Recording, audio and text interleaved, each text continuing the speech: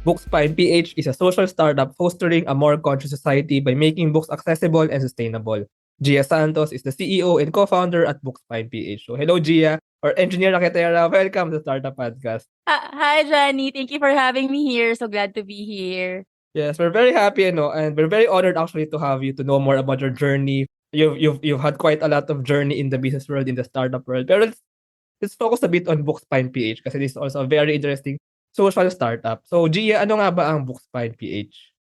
Okay, so BookSpine PH is a social startup. Sabi mo nga, ang mission namin is to foster a more conscious society through books. Kasi we believe that all it takes is one book to change a life. So, marami na kami pinagdaanan, but the current version, if I'm going to explain it, is what we do is we save books from the landfill. So, yung mga those who want to declutter, who na gusto wala ng kailangan ng more space further sa bahay and they need to dispose of books, they donate it to us. And then we sell it wholesale so that we can reach more people. So, kunyari, we have resellers in Mindanao, Visayas, para maabot yung other geographic areas. And then portion of our proceeds, we donate to our partner foundation for children's literacy. So, ang Wow! dami. Yeah, yun yung tatlong main service namin right now. Wow. With that pa lang, I'm very amazed na ano. So, parang sort of, parang ito yung recycling ng book tama kasi, Yeah. I mean, comparable sa mga clothes, no, sa damit, ganyan. This is recycling of books. Pero let's start with books. I mean, why books? I mean, why this kind of social startup? I mean, I like reading books even when I was young. Pero how about you, Gia? Parang meron ka bang parang favorite books that really changed your life? I mean, nung bata ka and even up to now, parang how really did books change your life then? Ganda ng tanong, Johnny. Sobrang thank you for that wonderful question. And for me naman, actually, yung journey ko with books started when I think nasa grade 2 ako. I was 8 years old. So I was parang wala akong masyadong friends nung time na yun. So I would go to the library and read books. So yung books yung escape ko. I would read And pocket books are your books. friends. Yes, exactly.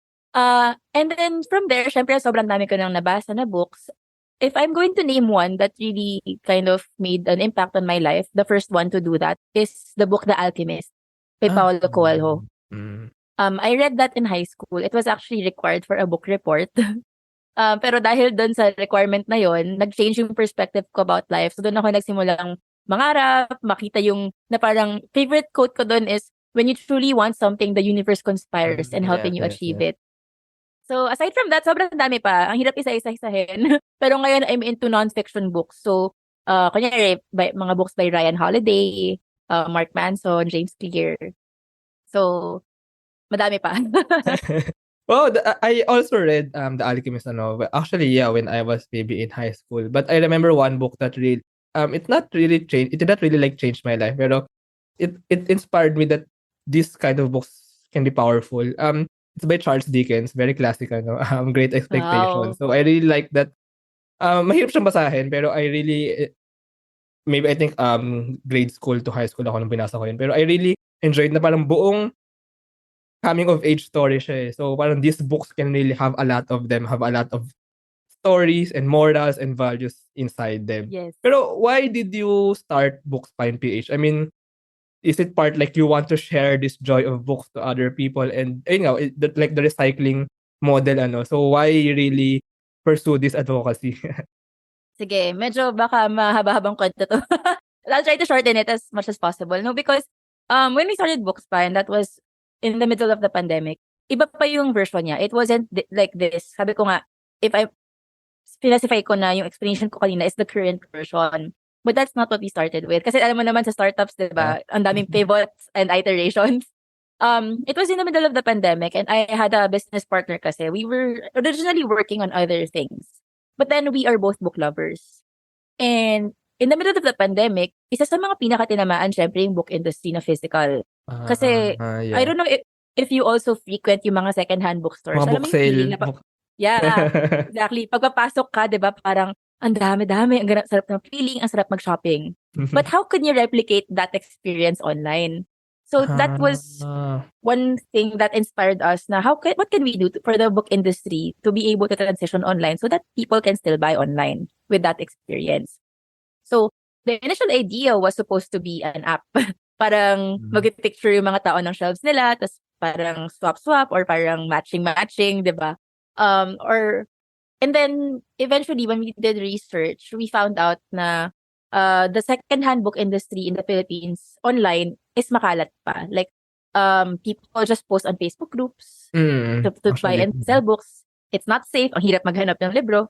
So, we created a platform. It was, the first version of BookSpine is a marketplace for books. So, marami kami nakuhang partner sellers. I think we got around 200 plus sellers and 2,000 books on the platform. But the struggle that we found is, if you're a book buyer, you know the behavior natin, di ba? We buy in bulk. Like, Yeah. nag-hoard tayo, no? Libro. Sa mga hindi pa nababasa nga iba eh. Tagal na Exactly. nabasa. Yun. So, when it was a marketplace model, alam mo naman pag marketplace, iba-iba ng sellers yan, iba-ibang location. So, ang hirap sa mga tao mag-hoard kasi yung mga books nila from different sellers, mahal shipping fee, syempre. Magkapatong-patong. So, hindi kami nag-succeed sa business model na yun. It was so hard to get sales. Todo marketing kami, pero conversion rates were low. So, eventually, as we went, we discovered a lot of new things. We got the idea nga to get, okay, why don't we just accept consignment? Nung una, consignment pa. And then, eventually, it evolved to, there's a partner foundation interested to be a beneficiary. Pero kasi, di ba, pag mga for children's literacy, hindi naman sila pwede tumanggap ng books na kahit ano. Kasi, for children, hindi naman magbabasa yan ng mga novels na mahaba, di ba? So, yung book donate program namin is, I think, yun yung isa sa catalyst or turning points namin. That was mga late 2021. So, sabi namin, sige, let's collate books, let's accept donations, ibenta natin, tapos yung proceeds, saka natin i-fund for the children's literacy para at least lahat ng books pwedeng i-donate. So, that's what we did. We transitioned to that. And then, this late last year, naging wholesale program na para mas marami, kasi mas marami na rin ma-reach. And eventually, share ko na din yung vision namin for this. This is something that has never been done before, but I'm happy to share it with you. The love for reading and the love for books is something that I believe in kasi a book can really change a life. And it's a matter, and I don't believe na people don't like to read. It's just a matter of kailangan lang nila mahanap yung tamang libro. And access, yeah. Yes, and access. So we plan to eventually have hybrid kiosks all over the Philippines. Wow. Alam mo yung parang imagine a book in every corner or a mini library in every corner. So people can buy, can donate, can rent. Tapos parang if people see na ang daming libro sa iba't ibang sulok ng Pilipinas, then they'll be encouraged to read. We'll have higher literacy, more conscious society. So yun yung siguro why this advocacy or mission is close to my heart, because I believe that if everyone is given access to books, ang daming perspectives na ma-shift, ang daming mindsets na may improve. So yun yung long-term vision namin, to have kiosks and then parang may optimization na lang sa AI, inventory, and all that. But that's the end goal. I have to clap for that. I mean, I like BookSpine as a startup because it started with an advocacy. It started with a passion, with a mission to make books more accessible to everyone. Tapos, doon nabuo yung model eh. I mean, you've mentioned nga na nag-start ko sa marketplace. Totoo yun, actually. Like, if it's just a marketplace connecting two people, ang daming transportation niya na iba-iba. Parang, I mean, magastos. Pero that's why then pala you have a warehouse now na parang you also like aggregate, you also like have all these books. Para din mas madali sa storage, sa transportation. Yeah. Pero like, with all of this that you've mentioned, I mean, ano yung parang pinaka-feature or pinaka-aspect na tinatry nyong maging edge ni BookSpine? First of all, actually, wala pa kang online platform na talagang nag-aggregate ng online book selling or whatever you call that. Pero like in terms of cost ba, in terms of accessibility, in terms of like easy to curate, easy to choose, easy to select, easy to find. If I'm this kind of person, this is the kind of book that I want to read. Quality ba? Community maybe? So parang what's really like the principles you have maybe for the platform? I love it. Kasi sa amin talaga, right now, kasi if you look at the business, it looks like a typical wholesale seller ng books, diba? Ang dami na rin kalaban. Mga nagbibenta ng mga bulto-bulto, na kilo-kilo. But we never want to go to that approach. Kasi what we really want is, we are tech-enabled. That's our differentiator. For example, sa back-end namin, may technology kami where we scan the books, automatic na sa database yung title. So, even people, kunyari, nasa Mindanao ka, you wanna browse our database, you can look at our titles of 10,000 books online. And ngayon, may bugs pa kami inaayos, but the goal is real-time availability is updated. Yeah, so, hindi mo kailang So, hindi mo kailangan magpunta sa isang warehouse na maghanap ka, hala, Yeah. isa-isahin mo yan. Kung may gusto kang genre na kailangan, Yeah. doon na lang sa listahan namin, Control F lang. And eventually, when we do the kiosks, the vision is dahil we have all the data na, personalized recommendation engine na you get to be matched to the book na kailangan mo at the moment based sa personal profile mo, based sa preference mo. Wow. So, tech-enabled is what we really want to be our edge, and that's what we're working on sa background. Yung ginagawa namin ngayon is, syempre, as a startup, part nun is survival, di ba? Kailangan mo na mag-survive before you can do the exponential stuff. So, we're trying to balance those two things right now. Yeah, And community din, of course. Yeah, sorry. Nabanggit mo kasing community eh. That's also one thing. So, sorry kung daldal ko. Yeah, sure. Idagdal ko na rin kasi when you mentioned community, one of our plans, kasi di ba we have wholesale and what we want is to have kiosks. Part of that vision is to build a reseller program where we enable potential entrepreneurs who want to sell books, and we give them resources, trainings, parang yung ginagawa ng other startup accelerators for this one, for books. Kasi the more people na magbenta ng libro, mas madami makaka-access. So, book yun. lovers, in the sense. Yes. I mean, they may be book lovers too, and they also share the love of books. In what I see, para siyang yung mga book sale nga, or bookstore, any bookstore, na you really make it online, an online experience, na andun lahat, yung parang yung the experience of going to a bookstore, but online.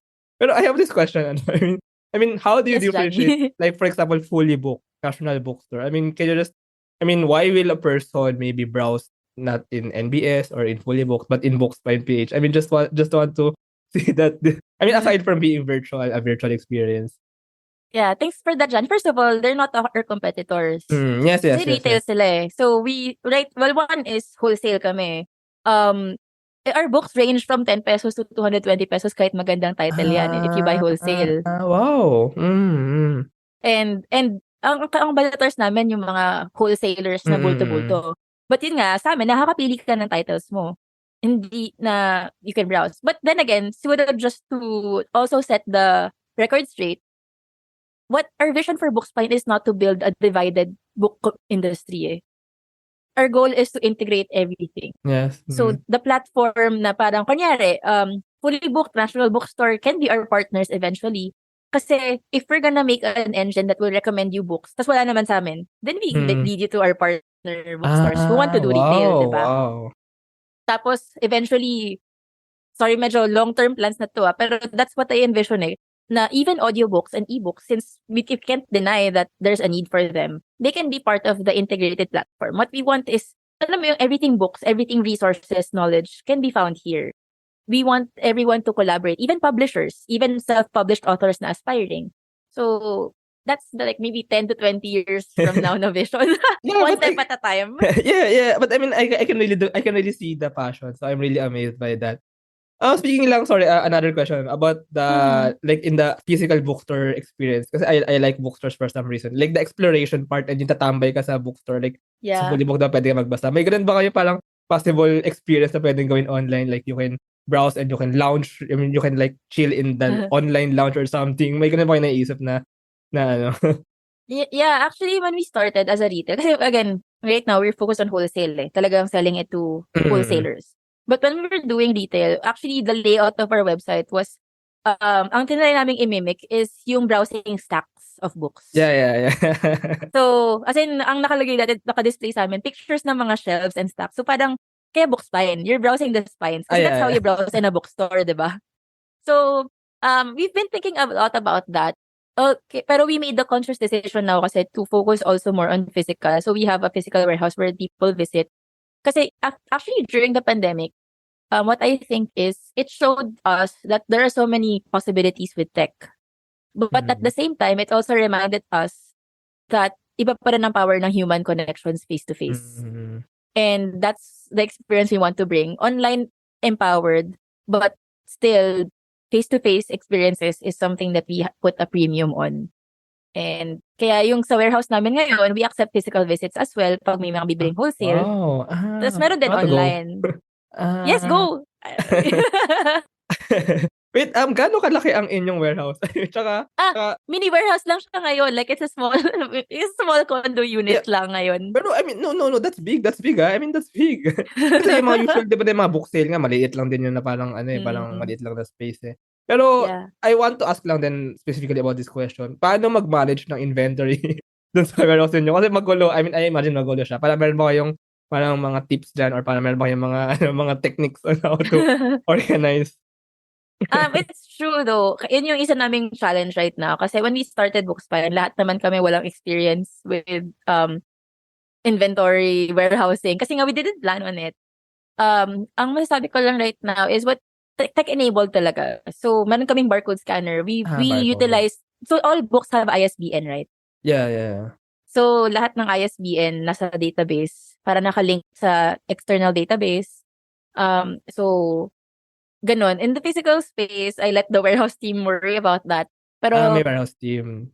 yeah, yeah, Parang may warehouse. naka-arrange doon sa mga, baka alam nila yung mga lugar ng ganitong Yeah, genre, ganitong, right now, hindi pa naka-genre eh, pero may mga location tags yung mga books. So, if you look yeah. on our database Mm. online, mahahanap nila agad. Mm. So, but yeah, that's part of the challenges we're addressing with tech kasi challenging talaga siya. Speaking of genre pala, so anong klaseng books ba yung mga nasa BookSpine page? Lahat ba talaga ng Lahat. books? Lahat talaga, Lahat. no?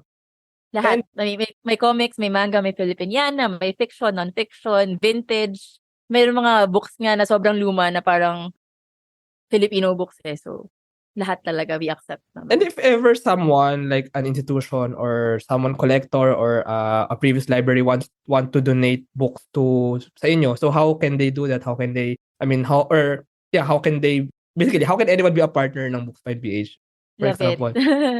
Yeah, so we have a website. So, in one of our pages, so it's bookspine.ph/donate. They get to access about our book donate program. Tapos magka-submit lang sila dun sa form. And then our team will get in touch to coordinate pickup and shipping details para mapadala sa warehouse namin yung books. Hey, yeah, I really love this. Maka-browse nga mamaya. I wanna check Yes! those books. Saka ang mura pala, no? Ang mura ng parang pricing ninyo. So maybe cost then is really worth Yeah. that. Kasi you're making books accessible nga. And by the way, right now, anyone in the Philippines can buy like Luzon, Visayas, Mindanao, tama ba? Yeah, even outside the Philippines, we have Even customers outside the from different Philippines. countries. Wow, I'm amazed by BookSpine Yeah, PH being tapos a social tech-enabled start. Yes. yeah, sorry. Like wholesale namin is just minimum of 10 pieces. So, I see. so kumbaga para ma-avail yung wholesale rates, it's just 10 pieces. Kasi yung iba, di ba, may minimum order quantity. So, ang Yeah. clients namin, not just mga business owners, but may mga, kasi, kinukuha kami suppliers for their bookstores. Pero meron din mga like, gusto lang mag-hoard. Yung mga gusto basahin na libro. Kasi mura lang eh, di ba? If you compare it, one wholesale price, if you buy 10 pieces at a wholesale price, parang 2 libro lang yun if you buy it Yeah. brand new. Tsaka parang yung iba baka collector, baka yung bulk collector. Tapos I saw sa inyong Facebook page or Instagram page just recently, you also curate books for like yung mga offices or Yeah. mini places na yung mga may bookshelf. Is that right ba? Tama ba? Mga mini libraries, kunyari, Mini for libraries. companies, for offices, or even for co-working spaces or cafes, pwede rin. Wow, I think malaking, I don't want to say market. I don't really associate it with the word market. Pero I mean, I think maraming, for example, co-working spaces, 'di ba? Yung mga meron silang mga mini library, they can find books in BookSpine PH. So, marami opportunities maaaring Yes. Anyway, that's amazing. I really like BookSpine PH. Let's talk you. about some backstories So your engineer Raketera, I'm actually a fan even back then 4 years ago. I Thank you. followed the page actually. So, can you just know no yung buong kwento? You actually also taught sa UP Diliman, no? So, can you just know the journey from being an instructor to being engineer Raketera, financial advisor, and to being a startup founder. And you have also another new business now. So maybe can you just share like your business entrepreneurial journey? Sige. I'll try to make this very quick. This is usually, I have a post sa page ko and sa website, parang graph of my journey since I was 12. Kasi that's when I 12, wow. started. Pero hindi ko na isa-isa yung lahat kasi Yeah, sure. late na ako noon. Ituloy na lang natin dun. So please look at that picture. Anyway. Yeah, look at that picture na lang. But long story short na lang, hindi ko na explain yung details. I did my first online business when I was 13. But before that, I earned from blogging when I was 12. After that, nagkakaroon ako ng mga freelance hustles. Wala tayo ko magturo online, magturo sa review center, write virtual assistant lahat. All before graduating from college. And then, nung college, that's when I discovered technology entrepreneurship, which is the startup industry. So, after college, I worked with another startup. Tapos, anong nangyari nun, I got invited to teach sa UP for 1 year. So, nagturo ako ng engineering subjects while at the same time being a research assistant for my technology. Kasi yung thesis ko yung first startup ko. Wow. So, Wait, ano yan? Ang topic? Anong... yeah, it's called Heart Smart. So, it was a cardiac rehabilitation device. Okay. So, biomedical device. Okay. So, yeah, and that's the entry that got us into IdeaSpace in 2017. Wow. Okay. Yeah. I'm amazed, sorry. Okay lang, go lang. So, that was the start of my startup journey. And then, syempre, as a startup, I had 3 co-founders. We tried to make it work for 3 years. We got clients naman. Nag-evolve yun eh. Nakadilang pivot din kami sa Heart Smart until it became another name called Valea Health. They can check out ito lang. Yun pala, same, I know Valea Health. Yeah. So, same pala. Really? Yeah. I planned to invite that before, but kayo rin pala yun. Anyway. Wow, okay. Yeah, kami din yun. So, we got clients there. We got clinics, gyms as clients, but we failed to find funding and investment. Until na-burn out na kami. So, we had to really make a hard decision to close it in 2019. 2019 was when after a few months, I got invited to be part of the IdeaSpace team to help with the acceleration program. And at the same time, I got invited by a potential business partner to do another startup. And that business partner, yung partner ko na sa BookSpine. So, yun, long story short ng journey ko. Yung pagtuturo ko sa UP, it was 1 year lang. And then, dami na nga nangyari after sa startup life. Pero yeah, I mean, it's all connected. I mean, I have to say that it's all connected back from your blogging and freelancing days. Na parang maybe if you didn't start that at age 13, you're not. I mean, kumbaga, kaya ka ganito ngayon kasi yun yung mga ginagawa mo dati.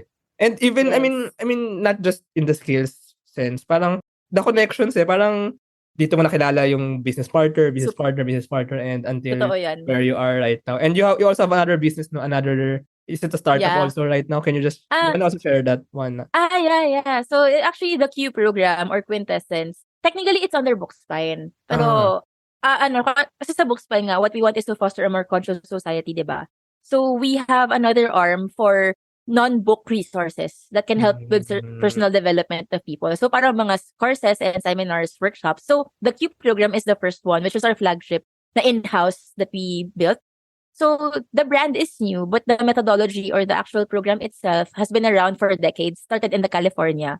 So our partner here, his name is Aljor Pereras.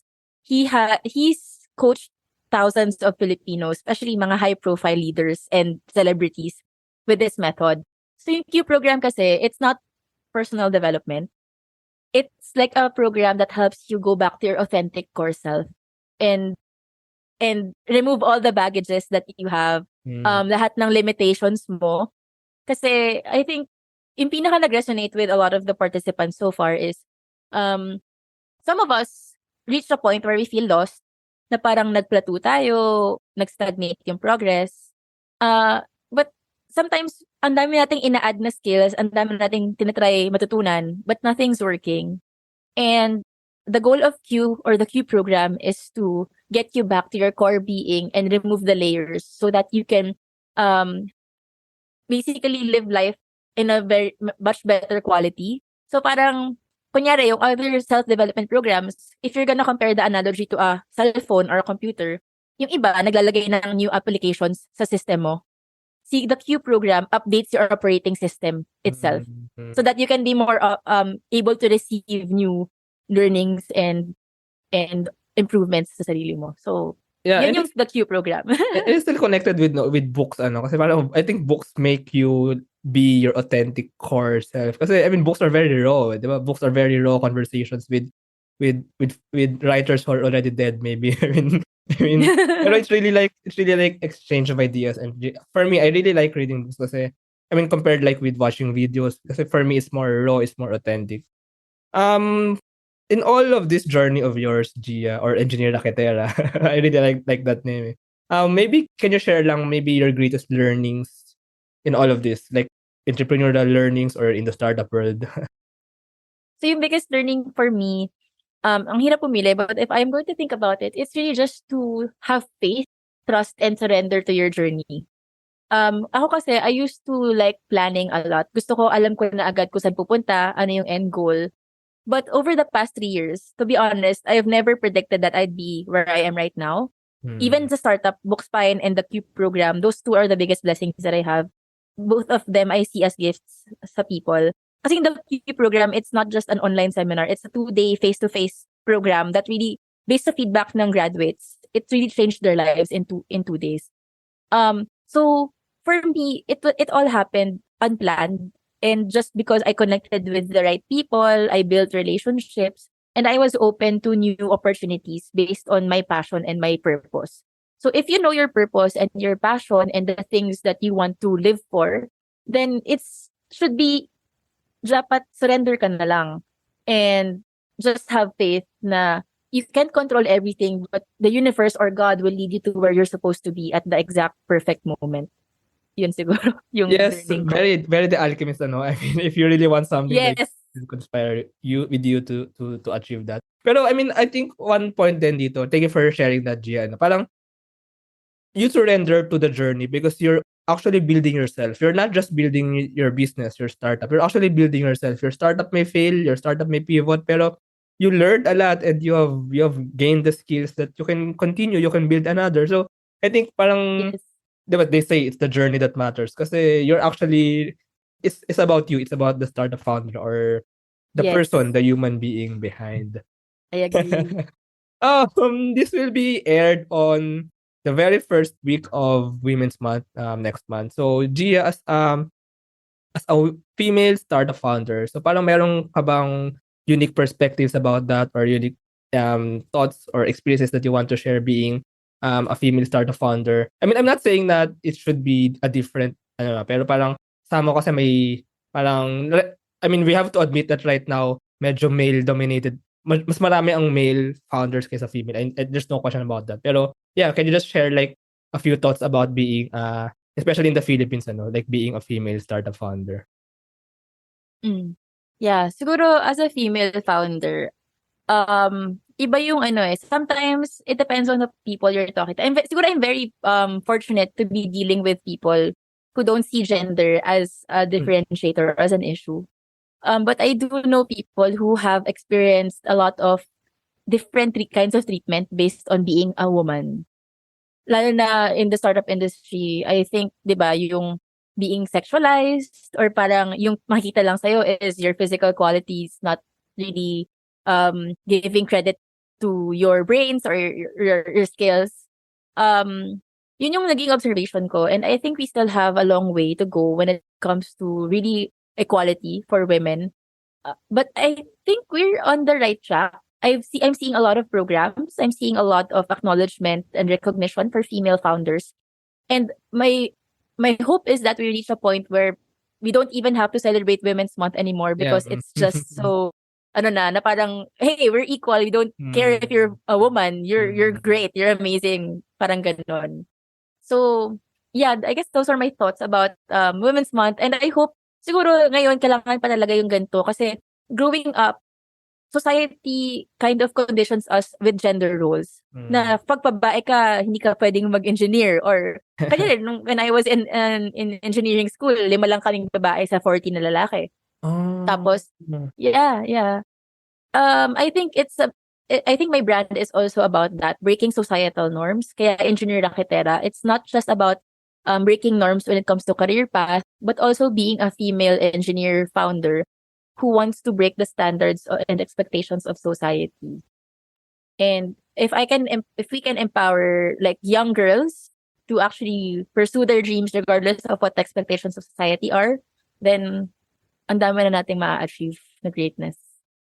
Yes, that's true. And Really, like yung sana nga mawala yung distinction between male and female founders or entrepreneurs kasi dapat naman talaga walang distinction between genders. Thank you for sharing that, Gia. Going back to BookSpine PH, so ano nga ba ang vision or maybe future plans ni BookSpine moving forward? And maybe for the entire book community, or maybe are you hiring? Are you growing your team? So can you share your future steps? Yeah. So I think ganyan na-share ko yung super long-term vision, no? Pero for this year, our next steps, siguro in the next 3 to 5 years, what we're really hoping to be sustainable as a company. Mhm. Kasi we're an early stage startup, and naman sa startups, the first 3 to 5 years is the most critical kasi you have to survive first and foremost before you can scale. Right now, we are looking for team members. So interns sa warehouse, and even eventually we'll be looking for sales officers, people who can help us reach more bookstores, more distributors, more resellers. So just they can contact us anytime. And if people are interested, kasi one of the things pala that we want to do this year is as another social initiative where we match potential sponsors to beneficiaries. So kunyari companies want to sponsor a community library for let's say a barrio in Mindanao. Wow. Then we can connect with that barrio, whoever the community leader is. Tas yung sponsor will pay for the books and logistics para mapadala namin yung mga libro Wow, I like sa that. community. Yeah. So yun yung if you sa mga nanonood or nakikinig, if you guys are part of a company or a foundation or you want to be a beneficiary, just reach out to us and ilulutuin naman yan next quarter and the rest of the year. Yeah, it can be like the CSR of some of these companies. Parang ganun yung social activities nila. Amazing. I really like BookSpine as a social startup. So thank you, Gia. If our listeners want to know more about BookSpine, maybe they want to connect maybe they want to have this kind of partnerships with you, or they just want to know about BookSpine. They just want to explore the platform. So how can they find more information? You can lead them to the website or to the social media channels. Yeah. Okay, thank you, Johnny. So guys, if you want to know more about our programs at BookSpine, you can visit our website. It's at bookspine.ph. We are also on Facebook, Instagram, and TikTok. BookSpine PH yung handle namin. And if you want to know more about the things that I do, kasi the BookSpine is part of my big ecosystem, you can follow me on Facebook and Instagram and TikTok, Engineer Raketera. Yeah, I actually follow Engineer Raketera sa Facebook and Instagram. So, yeah, maraming salamat, Gia, for this conversation. Thank you. Yeah, thank you so much, then, Johnny, for this opportunity. I think you're doing a really great job in helping more startups get themselves out there and reach more people. So thank you for this podcast and opportunity as well. Salamat din. Salamat. Thank you. Thank you very much to our 29 patrons. AskLex PH Academy is our official e-learning partner. Get certifications on Lean Six Sigma, project management, data science, and many more. This episode is super powered by TechShake, Asia's most active Philippine-based startup ecosystem builder creating bridges with investors, corporations, and governments. One CFO, the tech-enabled CFO, bookkeeping, and tax services for startups and SMEs. Pinoy IP Works, capture your startup's value proposition through patent and trademark protection. Pocketworks, the leading enabler and only Internet of Things social enterprise in the Philippines. Looking for buy and sell online with Sigurado sellers. NutriCoach, the all-in-one productivity tool for dietitians and nutritionists. Benjoy's Food Products, the home of premium bacon ends, tapa, and tocino. And 8chain, an 8-in-1 cryptocurrency project building one chain at a time starting with MaxRep, Workout, and Earn. This episode is powered by AdSwitch, Twala, ePlayment, Interleukin, and Hive Energy PH. Support the podcast through the links in the description.